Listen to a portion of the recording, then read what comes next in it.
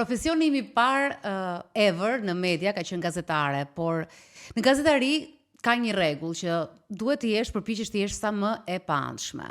Ndërkohë jam shumë e lumtur që nuk jam ajo lloj gazetareje më dhe mund të them të shpreh mendimin tim dhe të kem anshpërinë time ku të dua, dhe sidomos kur bëhet fjala për show business, sepse un kam preferencat e mia dhe dua të shpreh ato preferenca.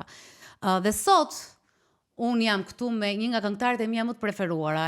Ka pëlqyer që e kam parë për herë të parë në klipin S'ka më diktatur, ka qenë një gocë e imët, bjonde, kishte një stil alternativ, një veshje shumë rock.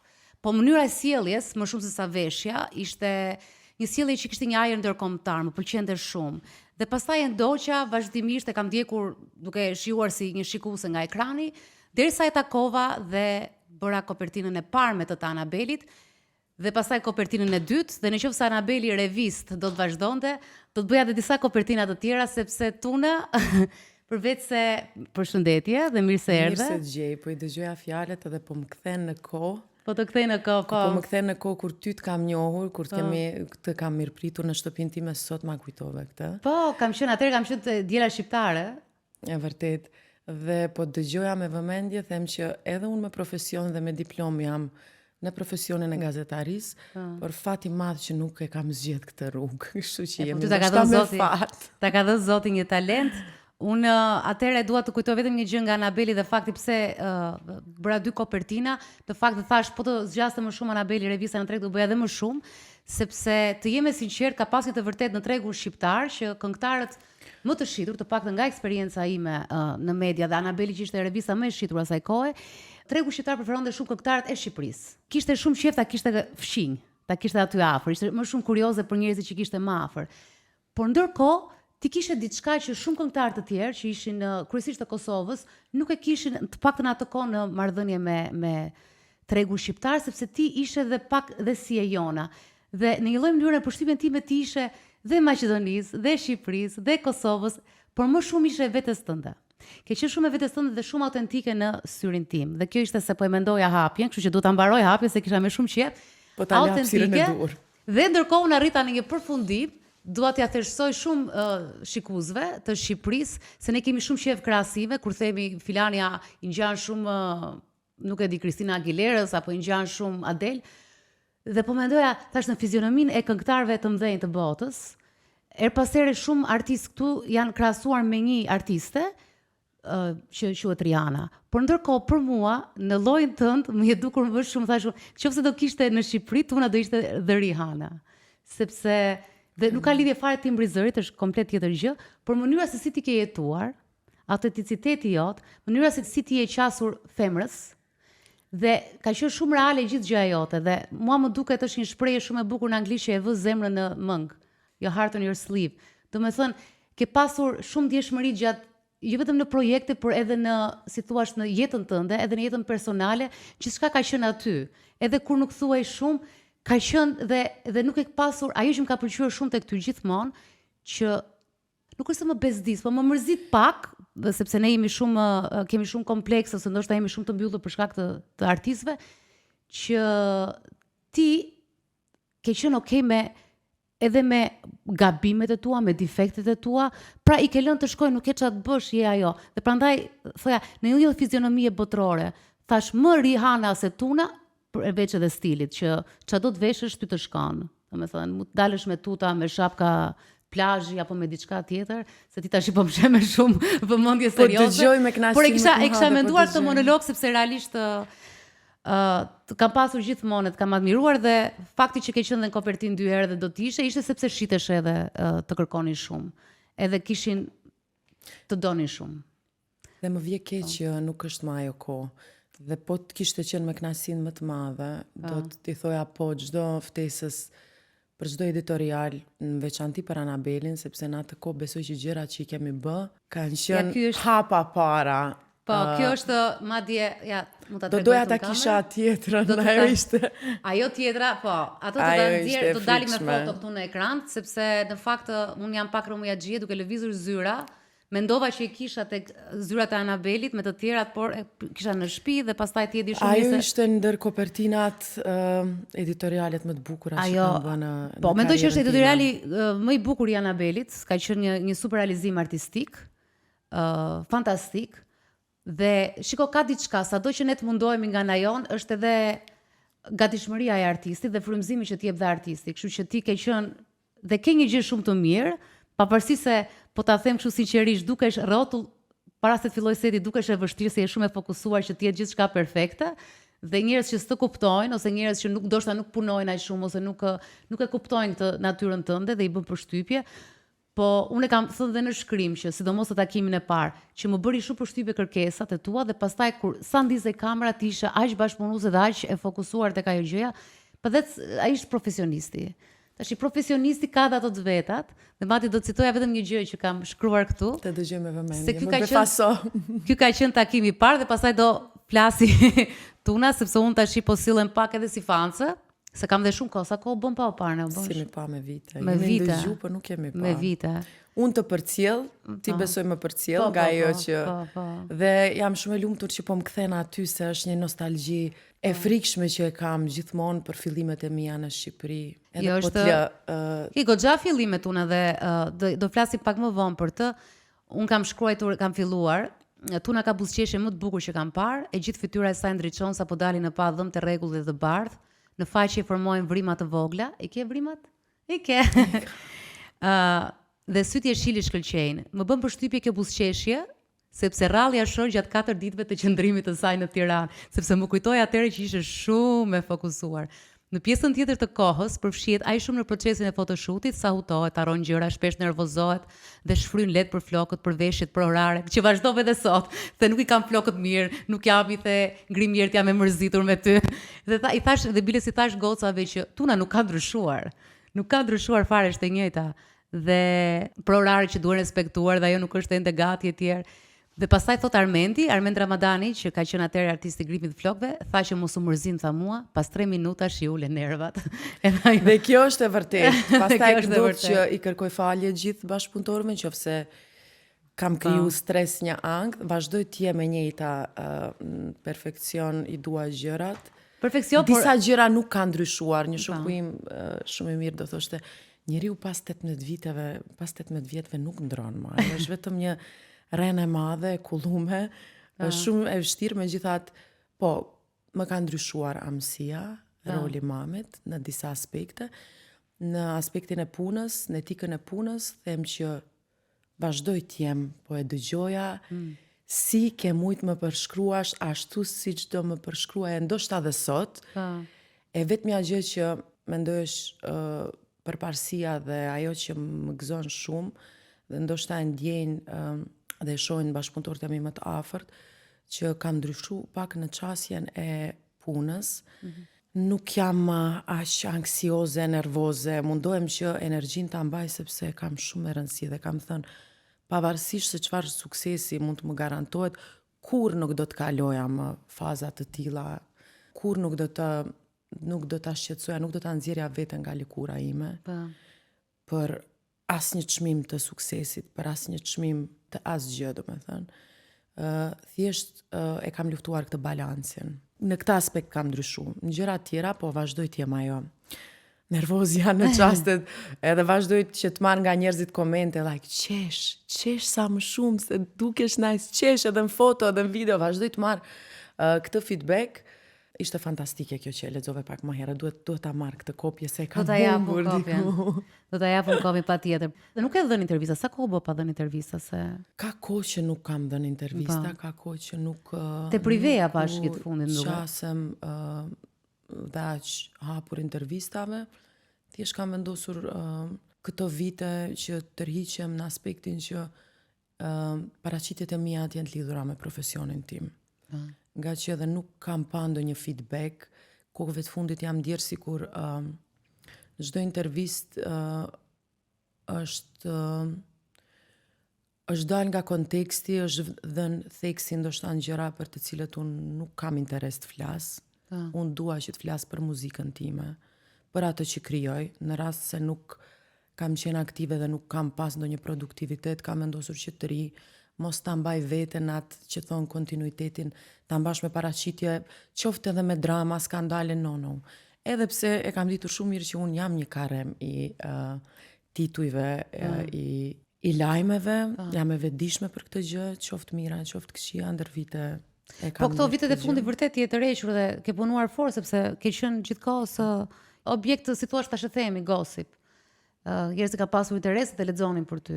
Madje edhe në jetën time private, normal që janë zhvilluar shumë gjëra. I had my ups and downs, edhe e dija që çdo paraqitje, çdo intervistë do të jetë theksi aty. Thjesht nuk isha gati për t'i folur. Pastaj skeçet i bësh dhe mediave se. E kuptoj plotësisht. Tani ajo është edhe lose-lose dhe win-win. E vërtet. Marrëdhënia. Tani unë dua të shkoj pak sepse unë kam gjithmonë po vitet e fundit ndoshta të qenit dhe mama, edhe fakti që ti e ke çunin 8 edhe tjetri 4 dhe ne kur njiheshim të dyja ishim Nuk ishim. Nuk ishim, unë ndërkohë goca Jeta ishte ndryshe. Goca është 15 vjeç dhe shoh një brez tjetër që ndoshta edhe do të di gjëra, se duhet edhe unë mendoj që i arritur shumë ky brezi tjetër i riu, i Gen Z-a, të cilët unë mendoj që ndonjëherë duhet edhe një riprezentim. Se ndonjëherë nuk më pëlqen kur shumë artista të mëdhenj bëjnë arrogant, edhe thonë që si s'më njohin, po nuk të njohin, se koha kalon kaq shpejt edhe nëse ti nuk je aty duke në TikTok duke u dalë çdo 2 sekonda, nuk të njohin, nëse ti nuk je në një reality show, nuk të njohin. Është vërtet që vazhdojmë të dëshmohemi, sepse si në çdo profesion, edhe në profesionin ton, duhet vazhdimisht të dëshmohemi edhe të gjeneratat e reja, sepse faktikisht këto janë ato të cilët e kanë në dorë mass media, platformat, TikTokat edhe gjithçka që vjen. Edhe ti po të ishe 15 në këtë gjenerat, besoj që duke qenë me atë tip që ke pasur, atë në atë moshë të vogël, dhe është dhe ta kemë beson trasme. Jo, dhe s'ke ndryshuar, po kam fjalë, po të ishe në atë moshë dhe do bëje nami në TikTok, besoj. Absolutisht që do ta luaja lojën ndryshe, sepse duhet të jesh në hap me kohën. Ta luash lojën në hap me kohën. Të kujtohet ty vetja në fillimet e tua? Si s'm kujtohet. Çfarë mund të marrësh mend për shembull në hyrjen tënde të parë, po them hyrjen në sken, në një sken kështu të rëndësishme që ose sken ose hyrjen në treg me klipin kur fillove që ndiej zhurmën, Guximin Guximin që kisha. Ky është edhe kënga ime e parë, Guximin, në Nota Fest që këndova. Guximin që kisha për një 15 vjeçare, në veçanti duke pas parasysh famën ndërkombëtare të një babait që kisha, e rritur në aurën e tij. Babi yt që ta sqarojmë për ata që nuk e dinë, është mundës edhe kampion olimpik. Kampion olimpik, po. 2 herë në mundje, unë 2 herë në mundje. Jam munduar me vite që dal nga prandaj edhe jam shfaqur me nofkën tuna, sepse kam dashur që ta dëshmoj veten, ta kryoj vulën time, thjesht mos të identifikohem si vajza e Shabanit, vajza e mundësit të njohur. Për mua ka qenë shumë e vështirë, sepse më është dash shumë herë që ta dëshmoj veten shumë më shumë. Për mua muzika dhe showbizi kanë qenë terren i panjohur, sepse unë nuk jam rritur në një familje muzicientësh, në një familje që e kanë njohur këtë profesion. Nuk është se kishe dhe trashëgimi familjes. Unë në fakt 2 prindit i kam shumë të talentuar për muzikë. Mami em gjithmonë ka këndu, edhe pse është në profesionin e mjekësisë, babi siç e theka sportist, po domethënë janë familje që e kemi dashur muzikën. Thjesht asnjëri nuk e priti që në familjen time unë do dilja ajo e cila do të këmbgulja që ti dedikohesha si profesion, dhe kemi qenë vazhdimisht me babin në një konflikt. Vetë si sportist shumë i suksesshëm, e ka vlerësuar që ndoshta si sporti dhe muzika nuk janë profesione të cilat vlerësohen në trevat tonë. Edhe janë të lodhshëm. Janë të lodhshëm, veçanërisht ky profesion, them që dallon shumë sepse e shoh dhe diskutoj me kolegët e mi, edhe kam pa ndër vite shumë i lodhshëm për një femër. Jo vetëm i lodhshëm, po është edhe si investim më i madh. Po lexoja një koment poshtë videos këngës Bileta, edhe thoshte për mua thash top 10 nga 10 këngë më të mira ndonjëherë që është bërë këngët shqiptare, dhe për shembull vetëm atë këngë në Amerikë ti për shembull me Biletën, sot do kishe edhe një shtëpi Dhe unë nuk e do parkoj jatin Monte Carlo. Dhe unë nuk e kam as në platformat e mia, as nuk e kam të mbrojtur. Nuk është pse nuk po e gjeja, unë platformat e tua janë pak të rrëmujshme, janë disa këngë që nuk janë. Jam në fazë të zgjedhjes të këtyre çështjeve. Këto janë gjëra që janë lënë pas dore, sepse fatkeqësisht që këtu janë, do të thoja ndoshta mafia më e madhe e showbizit. E luan këtë lojë dhe unë i kam lënë pas dore mbase gjithmonë kam qenë do të prodhoj muzikë, jam e fokusuar në karrierën time, nuk e kam marrë çështjen seriozisht dhe po jam duke zgjedh pjesën e arkivit të platformave të këngëve të mia. Duhet ta bësh sepse më erdhi shumë keq që nuk gjeja biletën as në Spotify të kënduar nga ty. Edhe kështu që patjetër që duhet ta Unë ta zgjidhësh. imagjinosh sa e kam unë të vështirë këtë pjesë, sa e kam unë rënd që të mos shoh në një vend listën, arkivin, repertorin e këngëve të mia për të cilat kam punu kaq shumë vite. Tani kthehemi pak tek pjesa kur nuk shije kontratat fare dhe nuk ishe kështu më e çlirë tek pjesa kur doje vetëm të bëje muzikë. Jam shumë kurioze për faktin, për atë që unë e thash pak më parë se kush je dhe autenticitetin tënd. Si e përzgjidhje muzikën? Ke qenë gjithmonë ke ndjekur, si thua, zemrën apo ke qenë e kalkuluar duke parë rrotull? Kryesisht zemrën, kryesisht shijen time. Dhe shija ime gjithmonë ka qenë pak jashtë atyre kornizave të komerciales, gjë e cila ndoshta më ka penalizu në aspektin që mos të kategorizohem në disa epokat karrierës time si këngëtare komerciale, ndoshta mos të prodhoj hite komerciale, se nuk e di unë ditë sot çfarë mund themi hit për mua. Ndoshta hit është bileta që nuk kategorizohet te këngët sezonale, komerciale. E ke kërkuar shumë ti poezinë edhe këngët e forte, ke kërkuar shumë. Vazhdoj ta kërkoj kur punoj projektet për shpirt. Kur punoj projekte që i kam për zemër, ku e lë zemrën time dhe ku ndërthura me bashkëpunëtorët e mi. Në fakt ai albumi Fortuna ka qenë një super prodhim.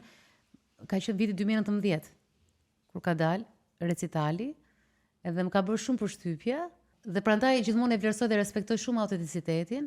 Dhe këtë mund ta them si detaj që një vit përpara unë isha producente e albumit 3 të Elvanës, morëm shumë atë album dhe mbas atij recitali dolën bënja 2-3 tentativa, po ishin mos e bë. Kupton, ishte 2-3 tentativa për të bërë artistësh për të bërë kështu recitale të vogla, po u them me veten, mos u mundos se ishte mirë ai. Pastaj erdhe ti dhe është gjithmonë ajo në ajër që tash fillon në hapën recitalet. Por nuk ishte lidhje, ajër tjetër. Do me thënë, kjo ishte e jotja dhe prandaj unë kam shumë respekt për ty dhe shumë respekt për punën tënde, se gjithmonë të del të buron brenda, se trende ndodhin nëpër botë, siç ne shohim botën, trende janë, por është kaq e bukur kur secili e sjell formën e vet dhe është natyra vetë. Dhe mua më ka pëlqyer shumë, qoftë edhe vizualisht, ishte shumë e bukur, nga ana artistike, mënyra si ishin zgjedhur, më jepte një çik ajër aziatik, domethënë me ato animacionet e balerinëve, por qoftë edhe pastaj dhe këngët ishin që u bën Adon Hala me Ylli Limani, që besoj që ishte ai duet që edhe Ylli Limani e çoi në një nivel tjetër, po e them këtë, ky është mendimi im. Fortuna është një gjë autentike imja. Shumë. Gjë që është dëshmuar vetëm me suksesin e 7 këngëve të albumit. Nuk u nis asnjëherë si projekt, dhe këtë e vërtetojnë edhe bashkëpunëtorët e mi, nuk u nis asnjëherë si një projekt që të kapim sezonën, koncertet, të gjë, asnjëherë nuk u nis me atë tentativë, asnjëherë nuk u frymëzu, sepse edhe unë nuk jam një tip, aq më pak që do frymëzohem, e ndjek tregun shqiptar, sepse më intereson, sepse ka prurje fantastike. Thjesht nuk dua që të inspirohem. Jam shumë e kufizuar në këtë pjesë, sepse edhe ndonjëherë pavedije, inspirimi mund të ndodhë, kjo ndodhë edhe të artistat botror. Patjetër. Thjesht unë këtë pjesë kam kujdes sepse dua që t'jem autentike, dua që pikërisht këtë që ma the në fillim, për çka ti si Dalina më identifikon mua si artiste, vazhdoj ta bëj.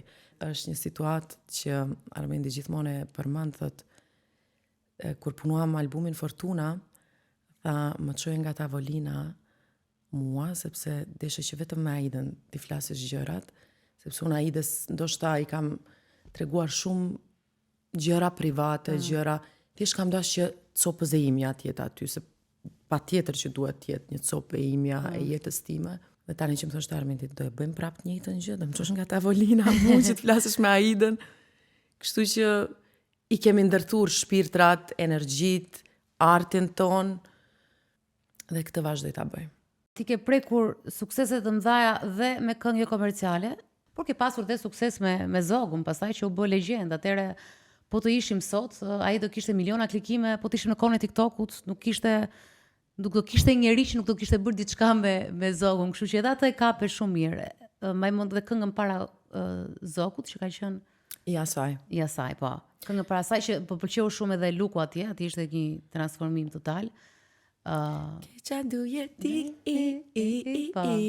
Mendoj që ishte ajo, ndoshta piknisja e Zogut, se aty filloi u komentua një pjesë një lëvizje koreografisë, edhe ndoshta ishte ajo trampolina e Zogut pastaj. Pastaj Feniksi, që unë e quaj Feniksi. Po Zogi temi ne po Feniks quhet. Zogi tha gjithë dhe unë nuk dal nga kjo epitet sot e 200 vjetë. Nuk kemi çfarë të bëjmë. Ishte gjithçka e momentit, them që ishin shumë faktor të suksesi I këtij projekti, të suksesi I kësaj epoke, që ndërlidheshin atë kohë. Po të shkonde shumë edhe hip-hopi, të shkonde shumë edhe. Prandaj tash unë të krahasova me Rihanën, se unë nuk jam kaq budallaq, të krahasova më shumë se mënyra se si e ka qasjen, për shembull Rihanna në këngë. Rihanna është një kameleone në muzikë, nëse e ke për këtu, besoj që edhe unë jam artiste që jam transformuar dhe e kam provu vetën. Vetëm kameleone, po ka një gjë në ke attitude. S'po gjeja fjalën, sjellje, attitude, që është anglisht dhe mua gjithmonë më shajm se s'po vjen fjalë shqipe të mërshme. Pra ke attitude. Do na shajnë të dy javës. Edhe attitude është diçka që e kanë shumë pak artistë shqiptar. Për mua ajo është on top, pra, nëse në top of performers.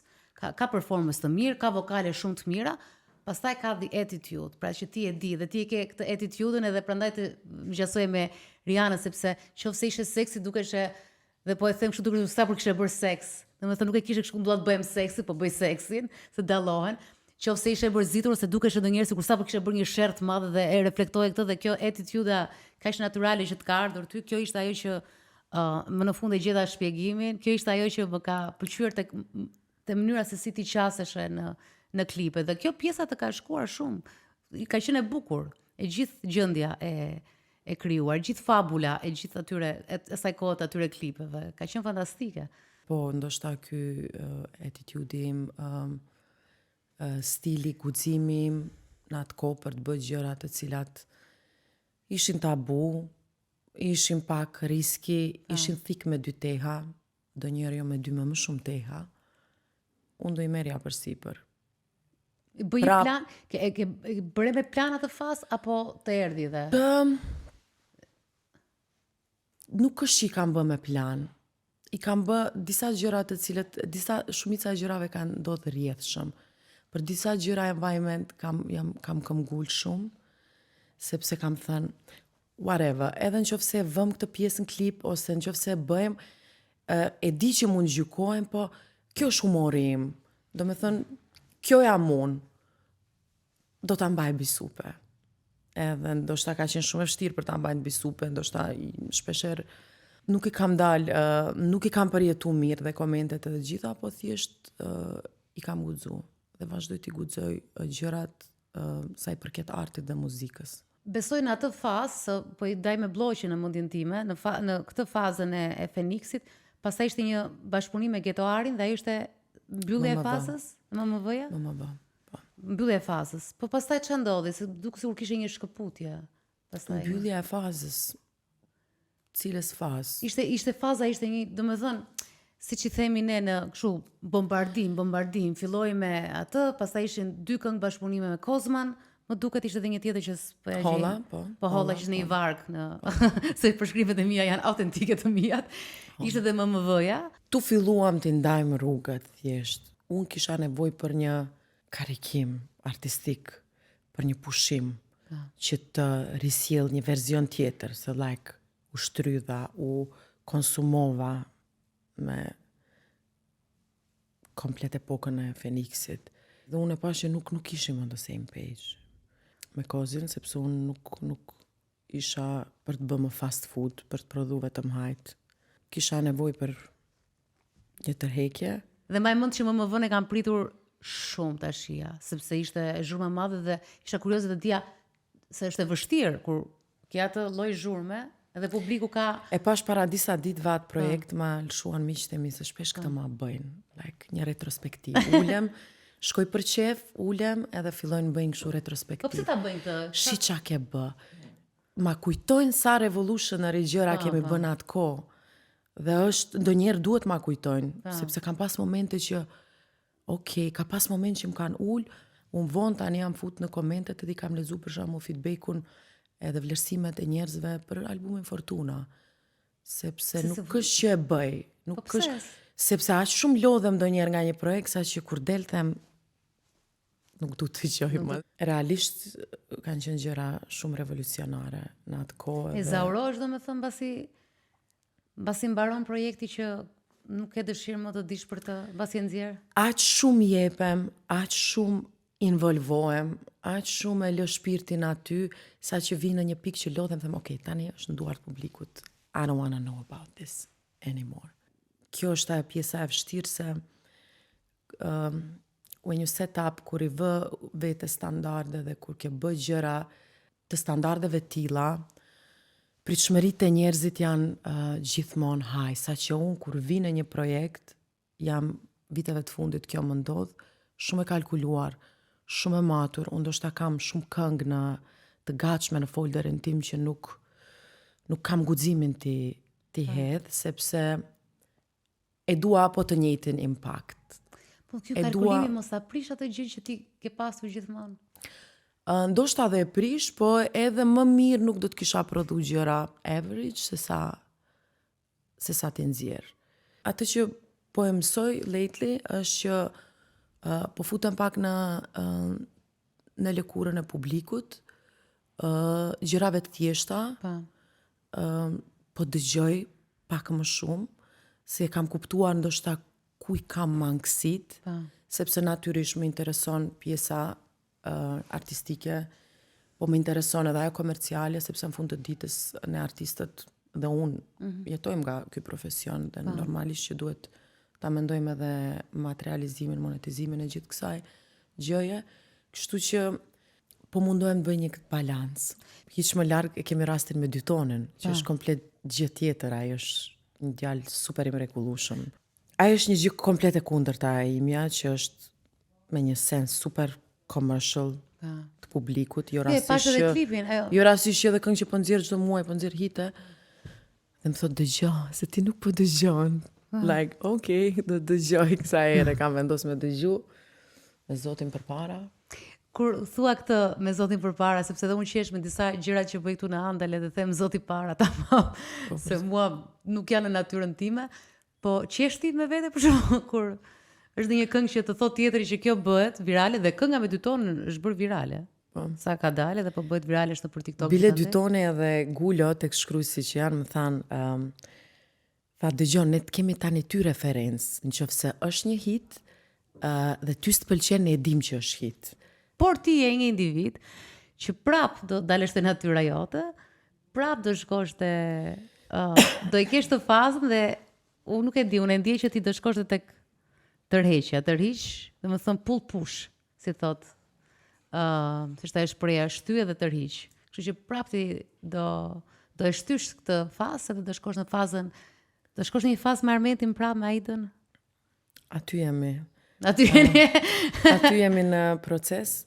Gjëja më fantastike që është ndodhur kohëve të fundit, sepse këtu është aty ku e jap unë shpirtin tim, këtu e shoh unë shpirtin tim, këtu e shoh unë artin tim, edhe jam e lumtur që jemi në një fazë Fortuna 2-shit, nëse mund ta quaj. Nuk dua kur t'i referohem një suksesit të kalum, dua të bëj një verzion më të mirë të vetes, po synojmë që të bëjmë një verzion më të mirë të albumit, po synojmë që t'japim një copës shpirti se cilin nga ne në projektin e ri, sepse komplet ekipi, flas për këta që i kam nga fillimet, Armendi, Aida, Darko, Dimitrov, jemi entuziast deri në maksimum për këtë gjën, sepse e kemi ndje feedbackun e albumit kalum, i cili erdhi shumë spontanisht. Gjërat kur ndodhin kështu spontanisht, pastaj edhe suksesin e përjetuam më ndryshe, kështu që. Qa do derdhësh këtë radhë? Qa pjesë të shpirtit? Ose qa leksionesh do kesh këtë radhë në albumin që se si që the dhe vetë, Armendi tha do qojmë prapu nga tavolina dhe do kalosh kohë me Aidën. Qa do i përshpërisësh Aidës në vesh për ta plotësuar? Atë që më ka ndodhur, ato histori që i kam përjetuar viteve të fundit, për të cilët kam heshtur, dhe ndoshta nuk do të mjaftonin edhe disa emisione me ty bashk, që tulem, të lirohem, ti tregoj, ti flas para opinionit, do t'i themi me këngë. Do me thënë, ti për momentin, një nën single që du të balancosh karrierën dhe fëmijët dhe komercialen me... Dhe dy fusha të ndryshme. Dy fusha. U them që dëgjodhin çik çunin e madh. Dëgjuar dhe veshjet tyre, se është i çuditshëm, po... I vogli edhe, po. E fëmijët, fëmijët, po. I vogli ishte 4 vjeç, po. Të dy t'i dëgjoj me të drejtën, në veçanti Zeni që është një fëmijë që ka marrë komplet karakterin tim dhe dashurin ndaj muzikës. Shiko, kur thua ke marrë komplet karakterin, mos pyet për detaj. Jo, po është i vështirë që të kesh karakter të njëjtë me fëmijën. Është kënaqësi, po nga ana tjetër ballafaqohesh me veten. Unë e shoh veten ndonjëherë, edhe në reagimet ti edhe shoh veten e them ku gabova, ose ku. Tiani dje mori telefon për këngën e Rita. Mami, a doli në YouTube? Sepse dua ta shoh, sepse unë nuk është që ua prezantoj projektet e mia, nuk është që involvoj në muzikë. Ua lë spontane, nuk dua të imponoj, domethënë. Që ma më pëlqeu një shprehje Kim Kardashian, që thoshte për vajzën e vet Northwest, që kjo Northwest është leksioni im në këtë jetë. Dhe nuk e di këketi leksionin tënd, kush nga çunat është? Të dytë, themi vogli që do të jetë leksioni më i madh i imi. Ku të sfidon ai? Se për shembull, duke marrë parasysh që ti je një gocë që dukesh e privilegjuar, je rritur mirë, ke një lloj koketërie për godelje tënden, dhe fëmijët të sfidojnë, fëmijët nuk pyesin fare. Fëmijët janë... Ai më sfidon 24/7, domethënë çdo moment. Po ku të sfidon më shumë? Çfarë është një gjë që për shembull që po ta mëson, e ke shumë të vështirë ta mësosh, por ta kanë bërë çunat. Zeni është një fëmijë që për shembull kur fillon këndon në shtëpi, ne of course, ovacione, duar trokitje, thotë jo, mos më bëni duar trokitje kot, nuk ka satisfaksion. Unë dua të jem aty brenda në ekran televizion, nuk kënaqet, domethënë me pak. Po më sfidojnë në çdo sekondë, në çdo lëvizje të jetës. Primatin e kanë marrë ata të dy në jetën time. Oraret e mia më nuk janë oraret e mia, janë oraret e Tianit. E di se njëri ishin telefon, e the jo do të marr çunin, ka ditëlindje në një shkollë, nuk e di. Janë oraret e Tianit edhe Zenit, pastaj Tunës edhe gjithçka tjetër, kështu që e kam primatin kryesor. Po balanci, veçanërisht kur je në këtë profesion, të them shumë i vështirë, siç e thash për femrat, dhe në veçanti si një single mom, një nënë e vetme, është shumë e vështirë. Dhe po mundohem maksimum që t'jem aty për fëmijët e mi, domethënë kjo lufta mes këtij balancit është e frikshme. Të kam ndjenja faj ty? Vazhdimisht. Çdo ardhje, edhe kësa here kur erdha në Tiranë, me angazhimet, sa herë që dal nga shtëpia jam me pik faj. Po kur del për qef, je për punë, ke ndjenjë faj? Mundohem që ta kuptoj që okej, unë kam fëmijët e mi prioritet, kam profesionin tim, po duhet kem dhe jetën time. Besoj që të njëjtën ndjesi e ke dhe ti. Natyrisht që unë nuk e kam edhe luksin e kohës që të kem një jetë sociale, të dalme, në çdo weekend. Këtë se kam pas as në fillimet mia, sepse derisa moshatarët e mia kishin një jetë më të ndryshme sociale, ndoshta i kishin vikendet e caktuara për dalë, për të bërë qef. Unë kisha vënë vetes pak bara të rënda profesionale dhe nuk e kisha këtë lifestyle. Unë kapja fluturime, të thoja në përbot, bëja koncerte në diasporën shqiptare dhe jeta ime ka qenë më ndryshe që nga fillimi. Dhe tani nuk është më ndryshe, por e bëj një balancë sepse dua që një kohë të ndaj për miqt, të ndaj për qef për jetën time. Të qëri nën single, ku në të njëjtin pozicion jam dhe unë dhe që nga shumë, sepse këtu në këtë koltuk tani që po kujtoj, më kam thënë disa herë të fjali, kështu që po shtohen, kështu që ndoshta është do jetë shumica nën single fatkeqësisht. Me sa po ndodh dhe unë jam pro familjes në fakt, vazhdoj jam pro familjes se s'dua që Gjithashtu. nuk dua ta promovoj këtë why jam single edhe Gjithashtu. downi, por këtu një gjë tjetër që u kam vëre vetë vetja, po kam vëre që është shumë e rëndësishme edhe mënyra se si ti mban marrëdhëniet me babain e fëmijëve, se ajo është dhe shumë e rëndësishme për fëmijët, pra kush je ti në raport me babain dhe kush je ti në raport me babain në mungesë të babait për babain. Këtu e ke pasur të vështirë këtë pjesën? Dëgjoj, kushdo që e interpreton që divorci ka përfundu miqësisht, për mua është një gënjeshtër, sepse nuk mendoj, divorci vetë është dramë në vete. Pa. Në veçanti kur në këtë dramë janë të involvuar fëmijët, në këtë rastin fëmijët e mi. Unë vazhdoj të besoj dhe të luftoj për një prindërim të shëndetshëm, sepse dua t'i rit dy djemtë e mi Tianin dhe Zenin në një frym familjare, qoftë edhe nëse jemi të divorcuar, që mos ta ndjejnë mungesën e një figure të mashkullit, një babait. Është e vështirë, megjithatë do t'ja dalim. Po është besoj që do ja dalë, besoj që ajo Po mundohemi të dytë për të mirën e dy fëmijëve tanë dhe unë këtu kam betejën më të madhe në viteve të fundit.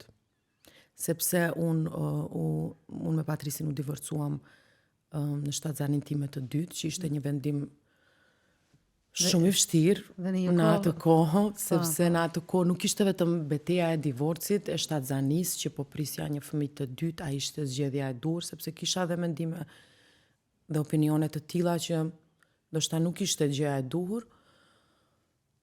Kisha dhe beteja të tjera, sepse në atë kohë shpërngula u ktheva në Shkup, ka vite që s'kisha jetu në Shkup, edhe kisha dalë, domethënë nga rrjedhat, nga komplet gjendja, nga vendlindja ime me vite, dhe kisha betejen e problemeve shëndetësore të familjes time, dy prindëve të mi që ndodhte në atë kohë gjithçka. Pra hapi derën edhe hapa derën, fiks kështu ishte, domethënë brenda një jave mami u diagnostifikua me kancer në gji, babai pësoi heart attack, po.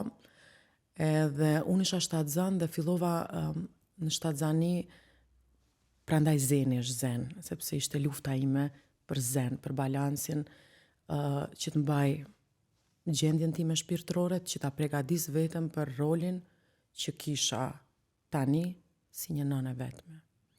Kështu që kisha, me thënë drejtën, divorcin e lash kështu si një problem dytësor, sepse kisha beteja shumë më të mëdha. Prandaj ndodhi dhe divorci, sepse të jesh shtatzan ke shumë mendime, të kesh fëmijë dhe mendohesh shumë për divorcin. Të jesh shtatzan është absolutisht 99.9% e njerëzve do thonë prit. Vetëm në rast se është e patolerueshme, domethënë ai njeriu duhet është për burg. Po në raste ku janë njerëz më normal, me emocione më normale, besoj që shumica thoshte prit. Kurse ndoshta kjo pjesa që ke pas fokusin Nuk kishim ne nga ato dramat, me thënë që ketë ndonjë arsye konkrete.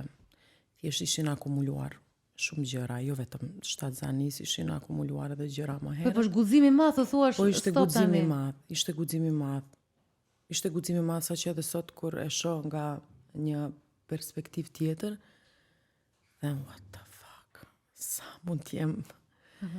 Por Asnjëherë nuk pendohem. Për mua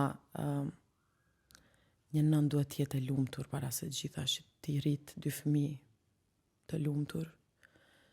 Dhe unë nuk kisha më e lumtur në atë martesë. Sa zgjati martesa, kurioze? 4 vite. 4 vite. Shiko, në raport se ti ke qenë në qendër të vëmendjes një pjesë madhe të kohës, edhe padyshim vëmendja edhe dashuria ka edhe gjykimi nga mbrapa. Kështu që edhe ti këto gjykimet e ke pasur, para gjykimet, gjithçka për thjesht je një femër që ke dalë në skenë, mjafton. Pastaj edhe të tjera kur je famshme, e bukur, e veshja, e çdo gjë tjetër. Po krahasim gjykimin të qerit nën, sepse edhe këtu besoj që je gjykuar me faktin për shembull lindja, shtatzania, divorci, të divorcohesh shtatzan. Edhe këtu ka gjykimet e veta. Të mëdha, edhe sidomos për zonën e Ballkanit që janë dhe gjykime të mëdha. Të ka dhëmbur ky gjykim? Deri në pikë që kur vendosa kur linda Zeni në spital, isha 9 muaj duke e fshirë shtatzanin. Se duhet ta fshihja. Se duhet ishte kështu. Kisha një moment vetëm kur thash, I don't care, do ta ndaj. Dhe kam nxjerr disa orë pas lindjes fotot me djalin, normal që kam pas paragjykime dhe vazhdoj të paragjykohem. Dhe unë këtë e mbaj mbi supe me vite dhe nuk... Po jam bë pak më ndjeshme prej kur jam në rolin e mamit, sepse më dhëmbin pak, kam fëmijë të cilët nesër nuk dua ti lexojnë, ti dëgjojnë këto komente, po më kanë dhimbë shumë. Po si ishte një të gjykohesh si femër që ke vendosur që të divorcohesh me dole jashtë matematikës, është një matematikë tradicionale. Ti dole jashtë matematikës. Shumë e thjeshtë. Unë s'kam qenë asnjëherë në kornizat matematikës dhe I don't care, nuk më intereson. Si të ka dhënë Zoti çuna për shembull mendon ti? I don't know, se kam ditë gjithmonë kështu intuitivisht që edhe shoqja ime e cila më lindi me 2 djemtë e mi, shoqja ime më e ngushtë e jetës shqipja, më thoshte ti je mame e çunave, ti nuk do bësh gocë. Dhe çka ndodhi? Ta them një situatë në baby showerin e Zenit që kishim. E organizuam që ta bëjmë me aeroplan që piloti të lëshonte ngjyrat. Dhe pas nifti testit, besoj endi nifti testi që bëhet gjatë shtatzanis, që t'jepte edhe gjinin. Nifti testi duhet t'i shkonte shoqes time, shqipes, edhe pilotit, i cili do të fluturonte aeroplanin. Dhe unë një javë para lindjes të Zenit, më dha një informat pak e gabume, ishte akoma herët për të diagnostifiku gjinin, që mund të jetë vajzë. Thash me vete, I don't feel like që mund të jetë vajzë, sepse kam përshtypjen që nanat e ndjejnë. Nuk e di. Unë nuk e ndjeva, po thash, fillova atë javë, u futa pak në gjendje, okej. Do kem edhe një vajzë, e përmbylli kështu ashtu këtë kapitull, një vajzë, një djalë, u kry, shkojmë baby shower. Më vënohen shoqet. Dhe piloti që vjen thot duhet ta kapim qiellin e pastër se po perëndoj nuk do jenë ngjyrat e duhura. Vonohemi 1 orë, fluturon aeroplani, fillon tymi, pink. Fillon tymi pink dhe unë që e marr Tianën e ngren duar. It's a girl, ndërka që kishim aty anash grupin team boy and girl që kishim votu. Of course, nuk e dija absolut, do me thënë, me garancë nuk e dija, e dinte shoqja ime shqipja, e dinte piloti, kaq. Më thot, fillon tymi pink, e kap Tianën dur, vjen pink, vjen ngjyrë portokalli, vjen bardhë, dhe në pistë vjen ngjyrë blu. Do me thënë, kisha 300 emocione në moment. Dhe dëgjoj nga larg se nuk u dëgjoj nga aeroplani shoqen time që thoshte a thash që është djalë. Edhe unë gjitha nuk e dija, do me thënë, mu shtjellën kaq shumë emocione, do me thënë, ishte gjë Tani, duke fantastike. Duke njohur mashkullin, babin, duke njohur meshkujt e jetës tënde. Tani kalojmë zbresim tek çunat e tu. Qa ke mësuar ti që do që çunat e tu të rriten? Se është pak, dhe me thënë, nuk e di unë, më duket marrëdhënia, edhe unë si nën gocash, të doja se, e di unë se çfarë mund t'i them gocave të mia. Kurse, për shembull, nënat e çunave gjithmonë sulmohen, thonë ju jeni fajtore, dhe në fakt një psikiatër na thanë pare, te Dalina Show tek seanca e parë, që tha nënat janë fajtorët e patriarkatit. Këtë vazhdimisht e dëgjoj, edhe ja kam frikën si nëna vetme, nuk dua se cili prind, besoj që edhe prind tanë nuk kanë ditë më mirë, kanë pas gabimet, unë do të mundohem sepse për mua është shumë sfidë, ndoshta do doja, gjithmonë kam dash djem. Po tani që e mendoj them, kisha ditë ndoshta vajzë me eduku pak më ndryshe, të rris një vajzë më ndryshe. Po çuna si Dhe më edukon? duket shumë sfidë. I përgëdhel kështu. Jam shumë autoritative, jam shumë strikte, sepse kam dëgjuar që me çuna duhet pak një lojë, një strategji tjetër.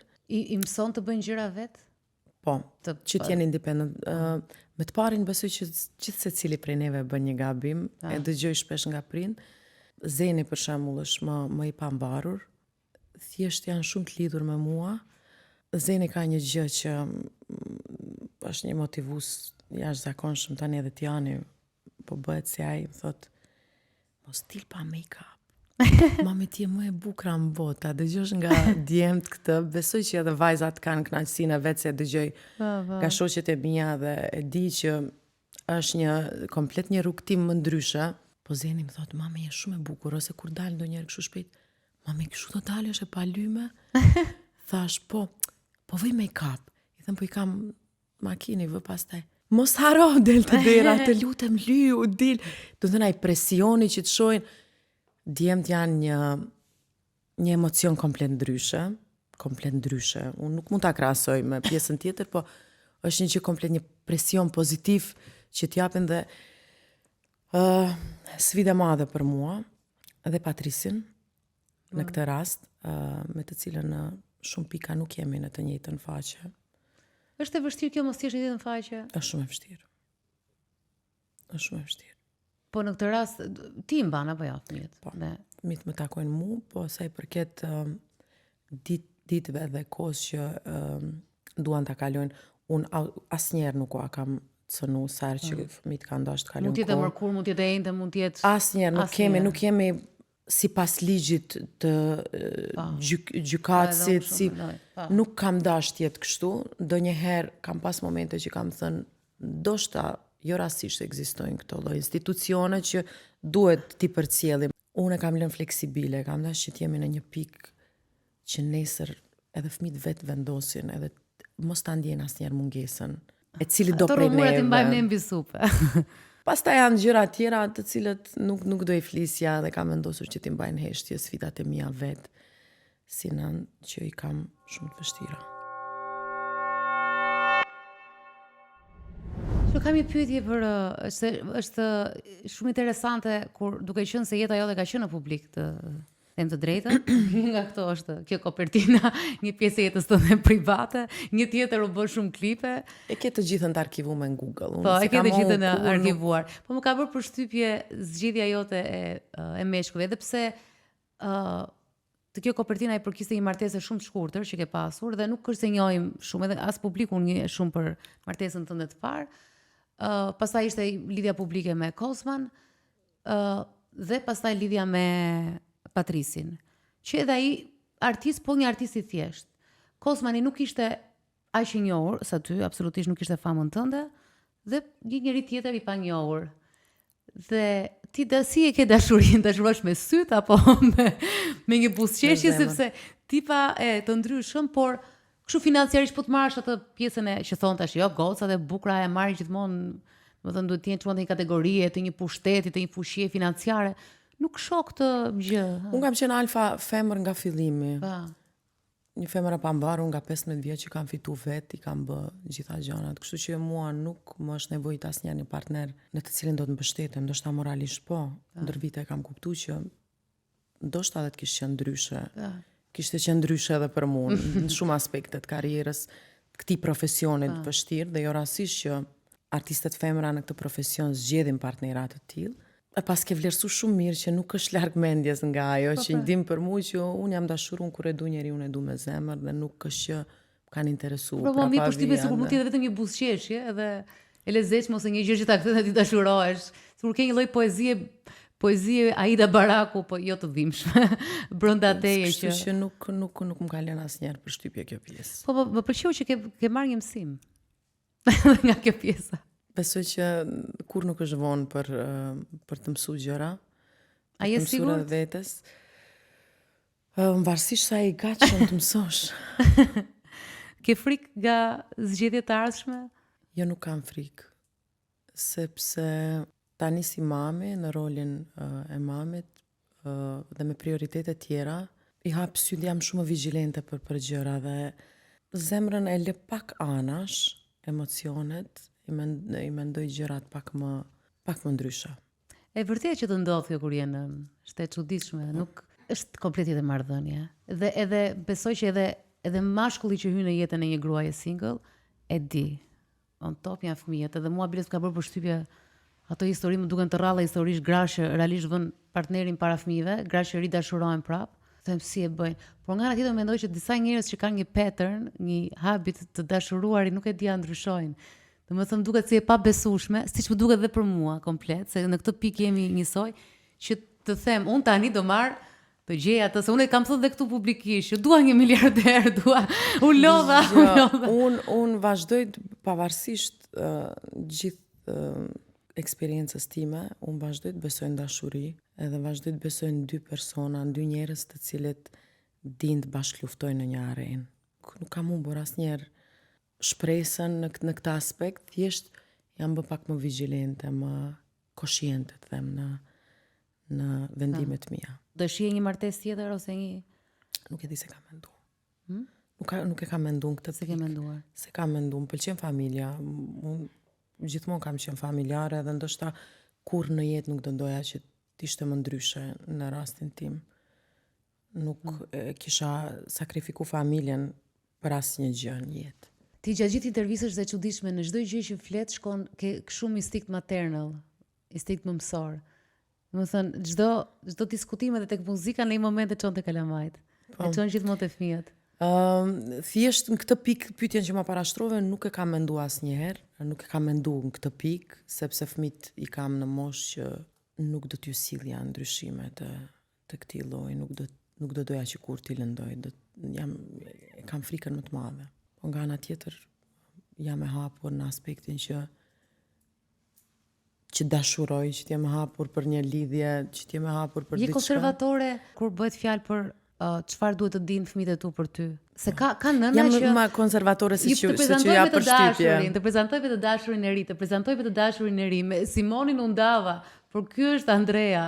Andrea u ndava. Ne jam shumë konservative në atë. Ti do presë qofse çdo një dhe mund ta prezantosh. Jam më shumë se që dukem nada ashtu, sepse dhe jam rritur në frym pak më patriarhale dhe normal që si shqiptar të gjithë e kemi këtë gjën, kështu që në veçanti kur ke djem, çuna, mendoj që duhet t'jesh pak më e kujdesshme, mendoj që me goca është pak më e lehtë. Jo, unë nuk besoj se janë dhe femra që unë jam dhe çik. Përveç se jam konservator, jam dhe një çik, mund ta quaj, e them, s'ka problem, çik manjake. Edhe duke qenë se kam dëgjuar LL historish, dhe vazhdoj, kam një program që dëgjoj LL historish, nuk do më pëlqente që t'i prezantoja vajzave të mia një ditë, për një njerëz që s'isha e sigurt të disa herë, ato janë dhe goca. Kështu që është dhe kjo ana tjetër. I feel you. S'po shpjegoj më shumë, po të gjithë nënat e kuptojnë çfarë jam duke thënë. Edhe kështu që po jam.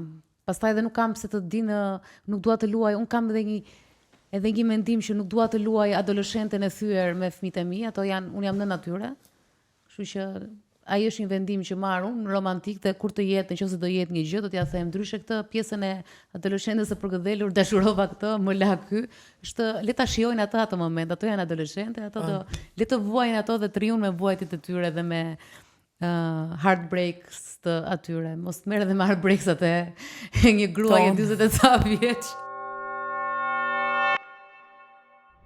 Tunën e folëm goxha dhe u kënaqëm duke folur për atë qetësinë tënde. E di çfarë kujtove ti një herë? Më kujtohet ka qenë një nga intervistat më të çuditshme të Arjan Çanit në Zonë Lirë, ndoshta ka qenë e vetmja. Mund të ketë qenë ndonjëherë ndonjë kryeministër, por ka qenë e vetmja intervistë ku ai boshatisi studion vetëm për ty, kur ke qenë tek X Factory. Dhe Po u riktheva prap, sepse atëherë ka qenë gjë e madhe, thanë. Të tërë këngëtarë kanë shkuar aty dhe ndanin studio me 10 veta tjerë. Kurse për ty e la studion poshtë. Studio boshatise më duket vetëm kur vinin figura Jo, nuk politike. Jo, nuk figurë politike ndonjëherë. Po prapë linin aty. Për shembull erdhi Ilir Meta bashkë me ty nga fundi edhe ndenja aty. Po ishe ti aty. Pra ka qenë shumë e rrallë. Kurse me ty e boshatisi kompleti, ose ishe shumë e vështirë për të shkuar dhe ja bure kusht. Po më pëlqeu se ishte shumë dramatike si gjë. Po ndërkohë ti ke Kisha pas shumë çka për të thënë ndoshta prandaj. Po Më prapë duhej ishe komplet hapësira. Studios Brazët. Po prapë ai nuk të ishe gjithkohës në defense, ishe gjithkohës në mbrojtje.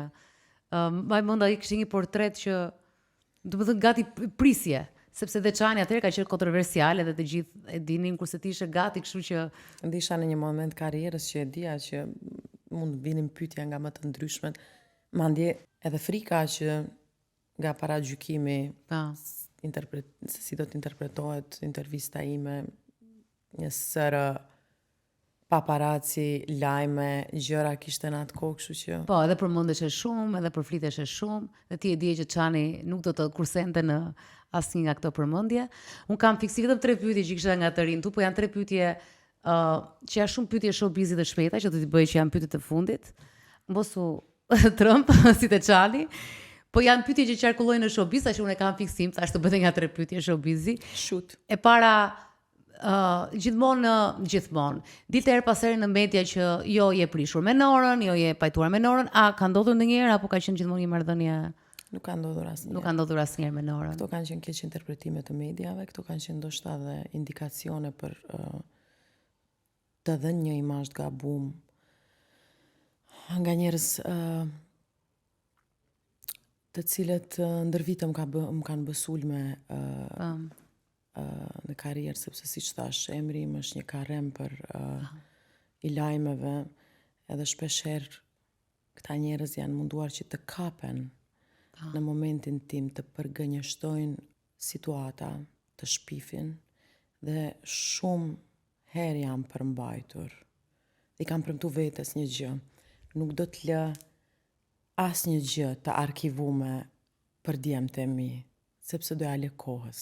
Tani edhe Nora vetë është një single edhe gratë kuptojnë më shumë njëra tjetrën se sa. Besoj që kjo është edhe pika ku ne kemi filluar një komunikim shumë familjar, shumë ndryshe, nuk kemi pas asnjëherë ndonjë skandal, ndonjë mosmarrëveshje, ndonjë kacafë. Po Nora është gocë e mirë, nuk është dhe gocë skandalesh në vetvete, ajo është madje shumë e mbyllur. Më thënë është, si thua, nga ato hermetike fare për jetën e saj. Por që është shumë e mirë, unë e kam shumë gjatë Norën. Është shumë gocë më e thjeshtë se sa njerëzit e mendojnë. Ne shohim kështu diva me atë trupin e vet gjithmonë magjik. Kemi pas një eksperiencë jashtëzakonshme në projektin e fundit. Po në projektin e fundit. Latin, projekt Latin do e quaj unë, se kishte shumë jemi mundu ta shijojmë maksimum edhe besoj që këtu nuk do ndalen bashkëpunimet tona. Unë gjithmonë do ta suportoj dhe ja kam thënë këtë gjë. Si mami e Renes, e motrës të madhe të 2 djemve të mi, të cilët e duan shumë, sepse gjithmonë për vikende kalojmë kohë bashkë, dhe gjithmonë do të ketë mbështetjen time. Një tjetër njëri që duket që ka qenë prej vitesh në jetën tënde, shfaqet është dhe Kozmani, ku ju keni dalë prap, keni bërë video me koncerte, bashkëpunoni prap, tash jeni bashkëpunëtor? Ne kemi vendosur që ta rikthejmë nostalgjinë dhe ti përmbushim ndoshta ato dëshira dhe pritshmëritë të publikut i cili na ka mbështetur fort gjatë kohës të Feniksit. Ku kemi bë pafund koncerte, pafund paraqitje bashkë. Thjesht kemi vendosur që pozitivisht i përgjigjemi kërkesës tyre me këto projekte. Pastaj ajo pjesa e mediave që interpretohet dhe keq interpretohet është diçka që mua nuk më pëlqen në këtë pikë të jetës ku jam, po nuk është që më befason se se kemi vetëm purely, pra është thjesht një kimia artistike e pastër, kimi skenike e pastër. 100% e pastër. si duke ishte unë. 100% Më gjatë me veten se mënyra si përgjigjesh nuk kam nerva. Nuk kam nerva. Nuk kam nerva për çdo gjë që ka ikur nga jeta ime. Nuk kam nerva. Me respekt por what's gone. I'm done. Ti tamam po flet apo Elona, po flet tamam si një single që next të jemi të edukuar dhe që është rritur, kupton? You're done with those dramas, you're done me çdo dram tjetër, nuk ka asnjë gjë, kështu që tash e them tash jam vetëm për ty. Këto kisha, këto janë dy të showbizit, shikoj që nuk ke shumë drama. Shikoj që kam ndryshu. Ka ndryshu, po edhe jetë rregjë vet. Ti je tip që t'jep material. Ti je tip që t'jep material pa dashje. Shiko, natyra e starit është natyrë stari, kështu që ti nga natyra je star, pra je lindur star. Nuk je lindur thjesht performer. Ka performance, ka dhe stars. Ka singers, performance, stars. Kështu që ti je në natyrë stari. Stari tash i tërheq. Kështu që ti prap do bësh kujdes. Dhe këtë radhë ke gjithmonë edhe 2 fëmijët me vete që ndryshon. Pjesa, por nga ana tjetër s'ke ç'a të bësh. Dhe por lajmi i mirë që do ta them, sepse duket sikur ke harruar për ta mësoj unë, lajmi i mirë është çdo gjë për 15 sekonda është duket. Kalon aq shpejt sa që ndonjëherë ti rri dhe thua prit pak, iku. 3 ditë. 3 ditë. As 3 ditë tani është 15 sekonda. Sa shkurtua, sa mirë, të bëjmë drama, nice që ma the këtë gjë. Tani jam hapur për dramën e radhës. Jemi hapur për dramën e radhës. Si ishte një thënie, ta gabimet janë për fillestar, për ekspertët janë katastrofat. Megjithatë unë them që për të gjithë njerëzit e ekranit, qoftë edhe për mua në publik, sa mund jetë bezdise, zhurma është aq bezdise dhe heshtja, edhe e frikshme. Kështu që duhet të zgjidhesh, është një pakt që bën kur je publik. Edhe do ato që të përmenduar, po edhe kur s'të përmend parë dhe të thotë hapu pak fotografoj këtë njeriu ngjitur, edhe ajo mendoj që kështu që është magji dhe ka të bukurën dhe të zezën me vete. Dhe i ka nëpër masa të mëdha, sepse edhe jeta që ti bën dhe artistë të tjerë të famshëm nuk është e njëjtë me një njeri 95. Kështu që i ke të dyja brenda. Mjafton ta kesh këtë mendjen e fortë. Edhe këmbën tokë, besoj unë. Që ti besoj ke? Edhe unë besoj. Ndonjëherë më befason vetja. Po i ke, përderisa tak të riq, tërhiqesh del, domethënë e ruan, ke një safe zone tënden. Ky është leksioni që mora unë nga Tuna, që Tuna ka safe zonin e vet dhe sado comfort zonën time. Sado që fillova me këtë shkrimin ku thash Tuna bënte, është e bukur, po bën tek ka harron gjëra, bën kështu, në fund kur shkrepet aparati ti je professional. Dhe leksion, ajo që mund të mësoj njerëzit për ty, ajo që kam parë unë gjatë viteve, është që kur shkrepet aparati është professional, në këtë studio të erë dhe sot me kishte edhe gati përgjigje, kishe punuar, kujdesesh për gjithçka që të respektosh kamerën, veten edhe njerëzit. Në fakt nuk thash asnjë gjë nga ajo që kisha menduar që ta them. Patjetër se ti ecë me ndjesi, ndryshe do ishe martuar me miliarder tani. Nuk thash asnjë gjë nga ajo që kisha për të thënë, dhe kam shumë çka për të thënë, për të nda. Thjesht na ecë si spontanisht rrjetshëm. Do të ketë raste tjera. Do ta lë pak muzikës që të flas për mua kohëve të fundit, sepse sikur u lodha nga lajmet edhe dua që pak fokusi të kthehet andej. Rëndësishmë, a je mirë, unë e bëj gjithmonë pyetje njerëzve, a je në paqe? Jam shumë paqe. Je në paqe. Paqja është më e rëndësishme se fjala e lumtur s'ka sens pa paqe. Jam paqe.